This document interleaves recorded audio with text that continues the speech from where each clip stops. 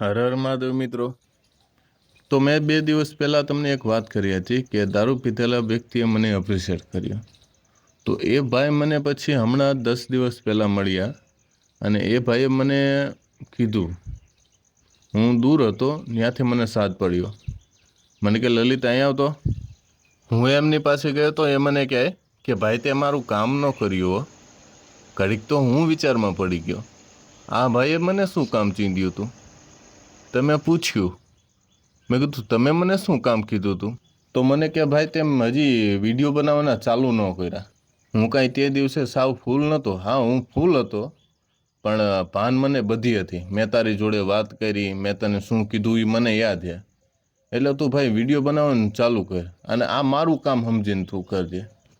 Moral of the story, તમને નીચું દેખાડવામાં, તમારી મજાક ઉડાડવામાં હંમેશા તમારા જ હોય.